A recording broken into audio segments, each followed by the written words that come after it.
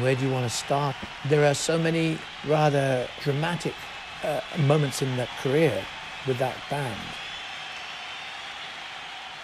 Yeah, I lived it. My musical assault and as my life, that's what it was. It was Led Zeppelin.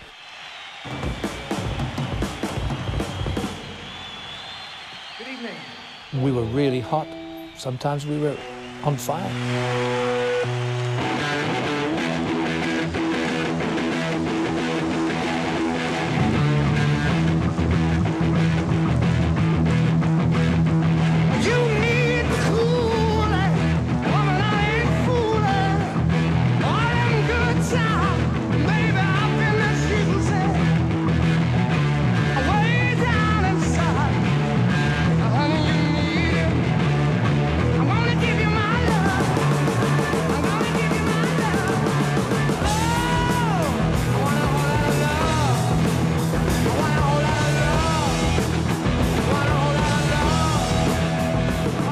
Oh, I'm sure I could get philosophical about it, but, you know, it's 30 years later, 25 years later. I haven't got time to think of it like that. I just think it was amazing. It was so exciting. You know, it's such a joy to be able to play like that. You know, be thundering a lot 1 minute and then stop and it would be like suspended and then come down to a whisper and crash and riffs appear and Robert could go to the microphone and start singing and there'd be a riff.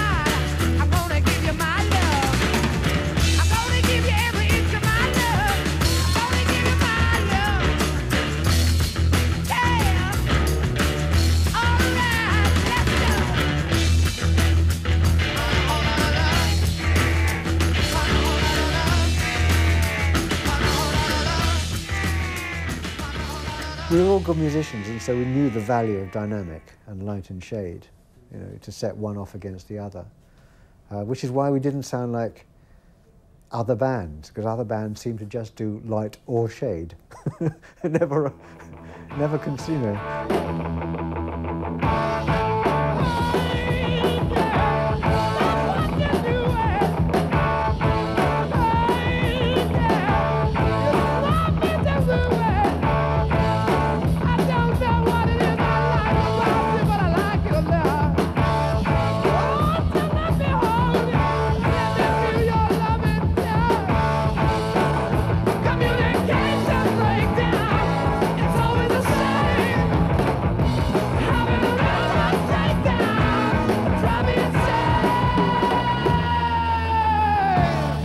The first album came out and we got, the doors started to open in America and we kicked it down and went in and we toured and we toured and we toured.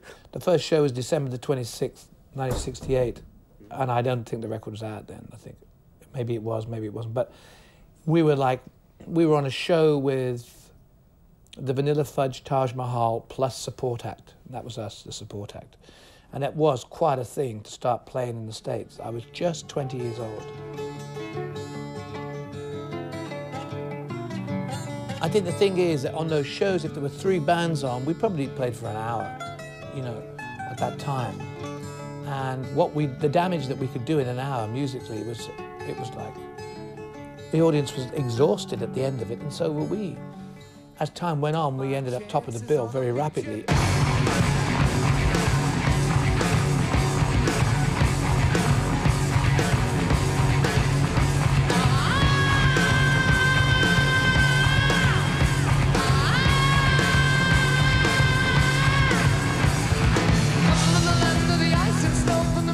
What's your own favourite? I have lots of favourites, all for different reasons. I'm really quite keen on all of it. Every day there's a different song, every hour, but I mean, I guess if I think about what Led Zeppelin were trying to do, I'd go to an album which was really the least popular and the least successful, called Presence. And from that, there was a track called Achilles' Last Stand. Not quite so keen on In Through the Outdoor, because I sort of felt that that was getting a little bit more structured than the stuff before, which had a real raw edge and freedom to it. But things like What Is and What Should Never Be is really good. The way the rhythm comes and the drums come in. When the drums come, it's magic suddenly. To a castle I will take you, where what's to be the same. Catch the wind, see a spin, sail away, leave the day high in the sky. It's warm, but the wind won't blow.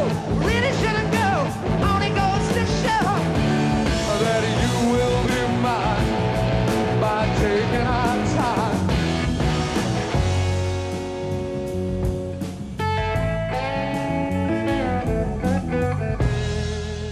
But one thing is to play, Jimmy. Another thing is to record and to capture a sound, which you did, like, for example, the drum sound. yeah. Rock and roll never sounded the same after. Yeah. The first Well, I album. learnt a lot. I learnt a lot from being... actually, to be perfectly frank with you, I really paid a lot of attention to what was applied to instruments in the early records, like the sort of echoes that they would use.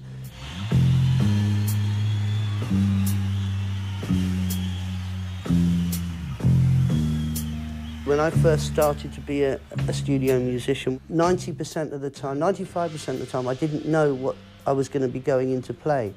And I was doing 3 separate locations a day, 5 days a week. And bit by bit, I was so established that I was doing film music, jazz sessions, folk sessions, jingles, rock and roll, in bands, backing singers, that, you know, solo singers.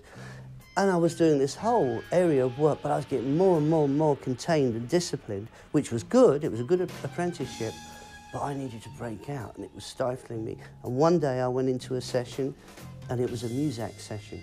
You know what Muzak is? Right. And that was it. I thought, I've got to get out of this. and I did.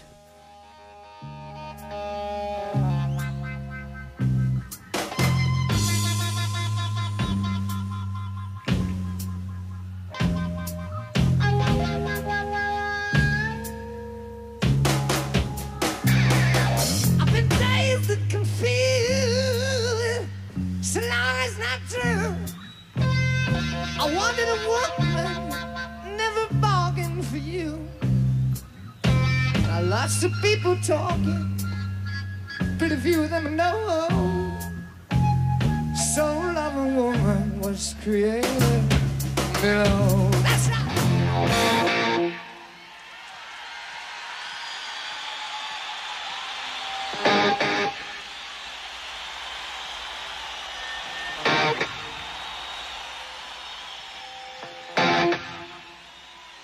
That's something which lends itself more to a classical composer like Krzysztof Penderecki or Penderecki, more than rock and roll. But it's the way that I'd heard that sort of thing. I heard a piece of his called Hiroshima, Ode to the Victims of Hiroshima, and that was the sort of thing. I wasn't emulating exactly what he did, but the spirit of that, I was doing that on the bow and attempting to make quite serious music on it, you know, as much as I was, inspired by rockabilly, blues, and rock and roll.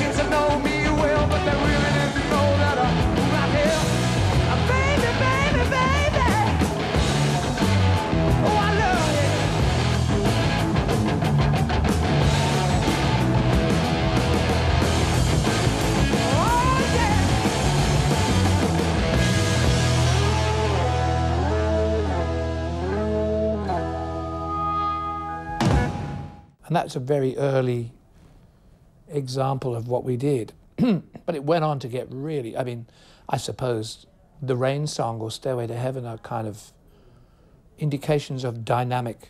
Stairway to Heaven was a number of sections of music that I had that I wanted to put together, because during the days that John Paul Jones was a session musician, and I can speak for him here, normally I won't, but I could, and when I was a studio musician, the one thing you didn't do was to speed up.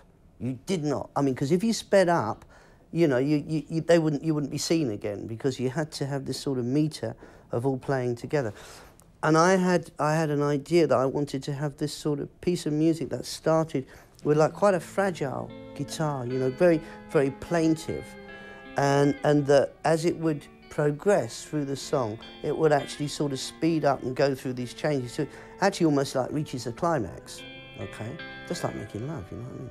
It's like sex, really. After a while, you know what's going on. It could get boring. So that was that side of it, and I had these sections that I put together, and we routined it, because it's quite tricky to get together, because of course I was starting it on the acoustic and it was intended to go to electric, so there was these sort of changes of instruments. It's a bit tricky to get together.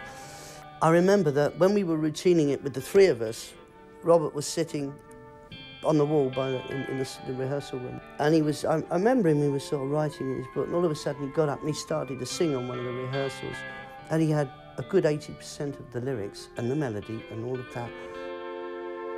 There's a lady shoe, all that glitters is gold, and she's buying a stairway to heaven. And when she gets there, she knows if the stars are all closed, with a word she can get what she came for.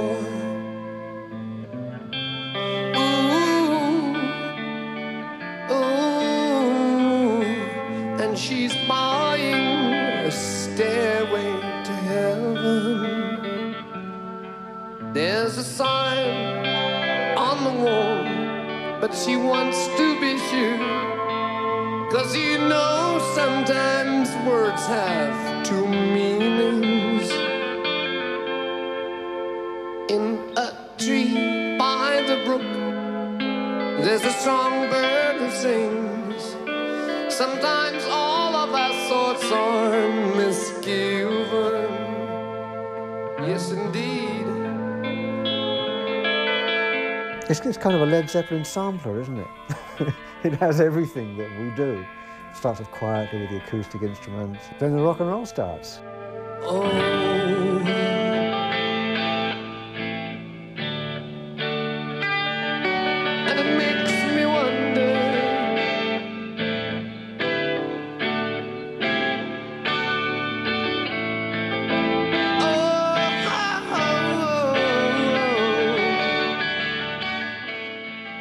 I think it's good.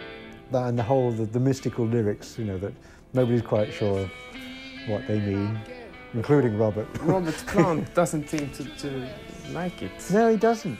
I don't know why. maybe he knows what the lyrics mean and doesn't like the lyrics. I don't know why. I think it's good, you know. Maybe he feels he's sung it too often. I'm not sure. It's an emotive song, and my lyrical input, I think, was valid for me as a man in 1972 when I was 24, but I'm 54. And I don't really, some songs I can relate to, they will live for me forever. From a musical point of view, the song is excellent. And in looking at it in isolation, it is a great piece of music within its own genre. But for me as a guy, and for a guy who's a contributor and a musical, you know, partner in a lot of other work with those guys, I think there are other songs which give me much more of a kick. I knew that it was really good because it just was. You could feel it. I mean, it's like the solo. People go on about the solo, and I remember that it was done in 3 takes at it, and it was just like the one solo was like.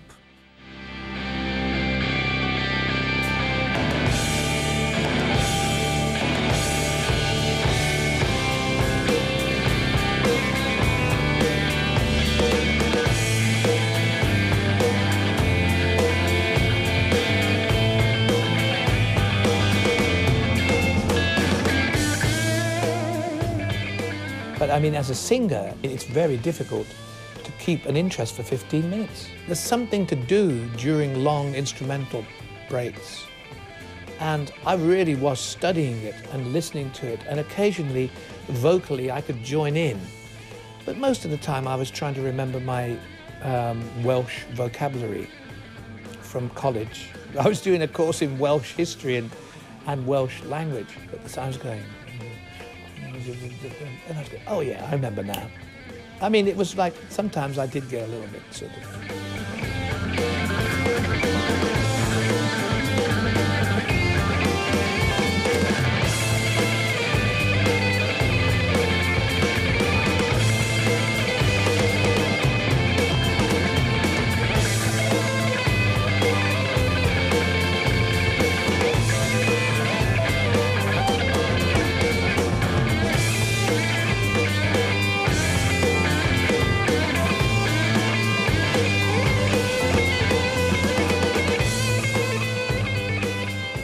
I mean, singers are a strange breed, and musicians generally don't have too much to do with singers. I mean, you ask Rod Stewart, you know, it's like... And as a singer, in the middle of all that, sometimes I was like transfixed. I thought, how the hell do I actually get back into this? Where do I enter this song? You know, it's a bit like diving into a pool, you know, and there's boats everywhere.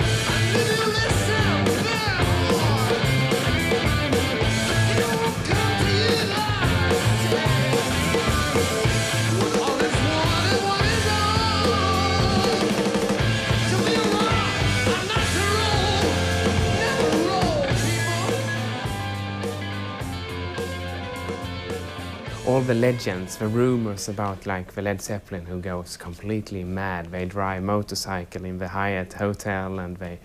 It's only a little one. Rest. That, like that. A collapsible motorbike.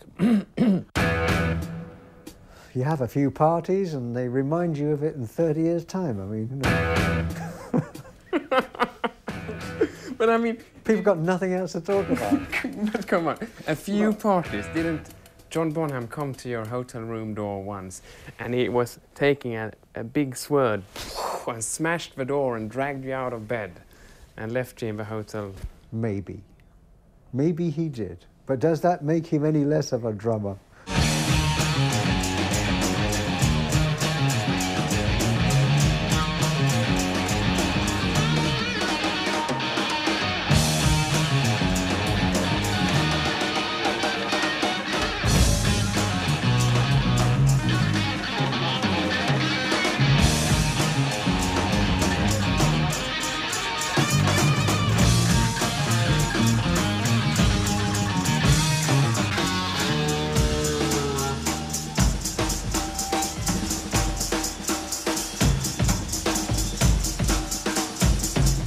It was wonderful to be able to do concerts, but it had a toll.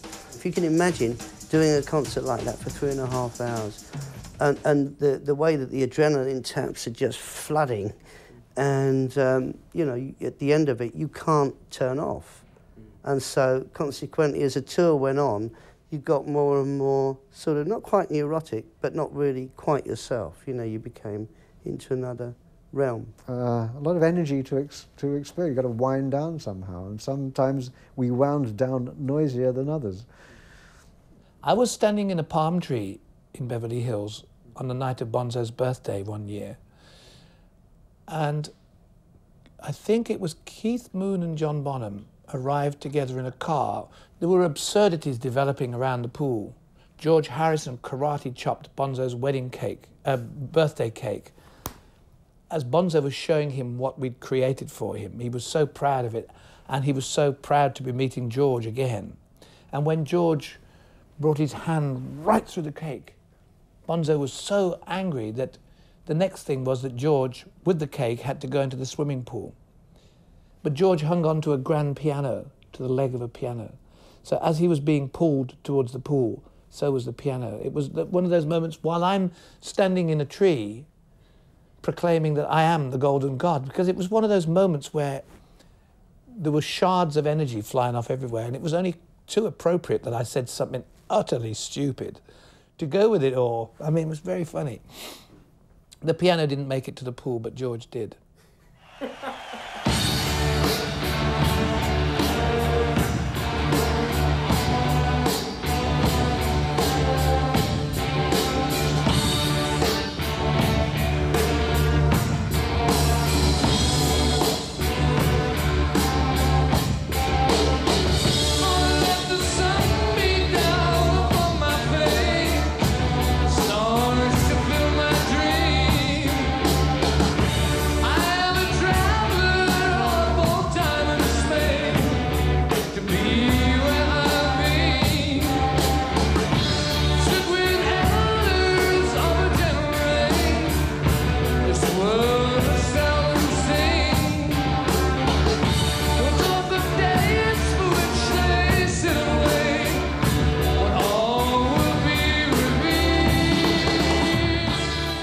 There were good times and bad times. When drugs came into some members in the band, how did you struggle with that? Well, nobody knew that much about managing them, as it were, in those days. You know, it wasn't the age of therapy or rehab.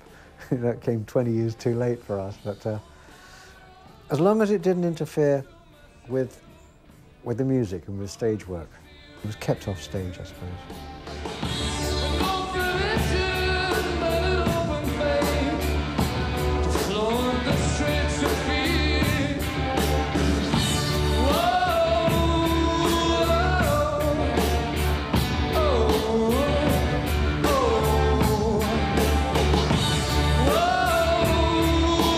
Well, it was terrible. It was a terrible shock. We knew immediately that that was the end of Zeppelin.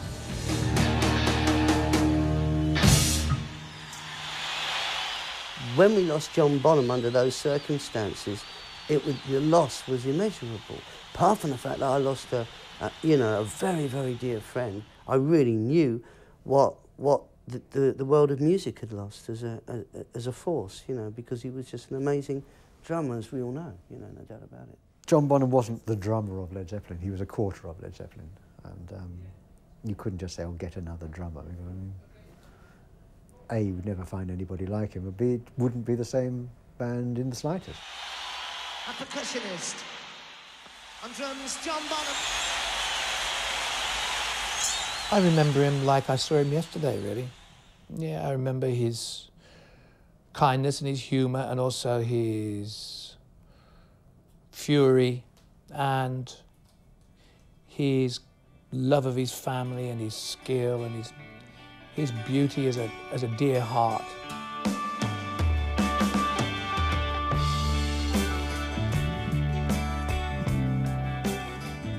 And his confusion with what he was and what he did. The fact that he was a brilliant musician, but he didn't really want to be, sometimes he didn't really want to be doing it at all. And yet he wanted to play the drums. You know, it was like, maybe he could have joined a dance band in the Midlands in England and just played a Buddy Rich show, because he was so phenomenal. And his family are very proud. But there's a big hole where he used to be. Huge.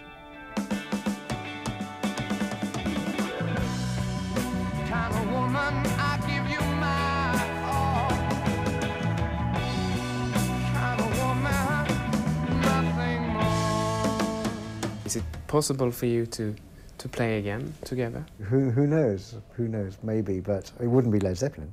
I don't see how these songs could live like that without him, because his contribution live and in the studio is so committed, and it was his indications of turning left or right musically that really often created a rhythm track that let the songs fly. It's a lot different to how the majority of music is created these days. It wasn't a song-based band. The way the music was created was sort of on a continual basis, and on stage there's a lot of improvisation, and but even in the studio, the way it was played was what it was about. Best part of it was that because we were really honest with the music that we were doing, and we weren't trying to say crib or lean on something that we'd done on the album before, so everyone would know we were. We were just making radical departures like that because it seemed the obvious thing and the right thing to do.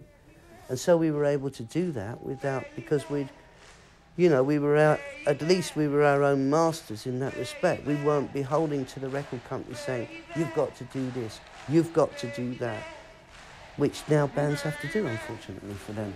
But, we had that freedom. Well, I only look back at it now as a voyeur. I mean, I'm looking like you are in a way, and the most remarkable phenomena of the whole thing was that I look at it and go, oh, that's me. I was there. Way down inside.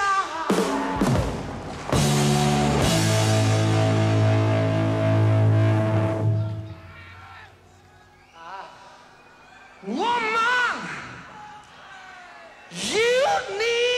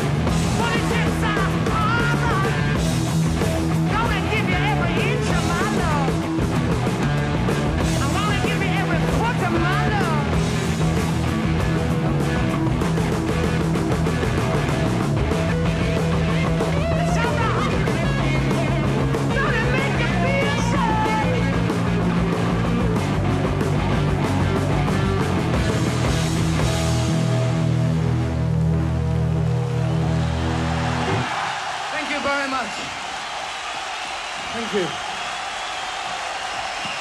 Thank you. Thank you very much.